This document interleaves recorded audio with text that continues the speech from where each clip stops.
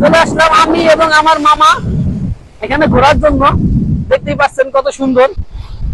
এই সাগর পাড়ে যখন আপনি আসবেন, যদি আপনার মনটা অনেক খারাপ থাকে, অনেক দুশ্চিন্তা করেন, খুবই খারাপ মনের পরিবেশ থাকে, অবস্থা থাকে, তো সেক্ষেত্রে আপনি এই সাগর পাড়ে আসতে পারেন। এই সাগর পাড়ে আসলে আপনার মন অবশ্যই অনেক সুন্দর হয়ে যাবে। আমি এখন যেখানে আছি এখানে সৌন্দর্য বর্ণনা দিয়ে আসলে বলার কিছু নাই। এখানে আপনার আসতে হবে। এখানে সুন্দর মনোরম পরিবেশটা দেখতে হলে এখানে আসলে আপনি হয়তো বুঝবেন। আমার কথা শুনে তো কোনো লাভ নাই। আসসালামু আলাইকুম। আমি এখন যেখানে অবস্থান করছি এটা হচ্ছে সৌদি আরবের জেদ্দা শহর, এবং জেদ্দা শহরের প্রাণ কেন্দ্র এবং সৌন্দর্যের একটা খুব অমায়িক একটা সুন্দর পরিবেশ। এখানে আমরা যেখানে অবস্থান করছি জেদ্দা শহরের আমার পাশে দেখতে পাচ্ছেন এই সাগরটার নাম হচ্ছে রেড সি।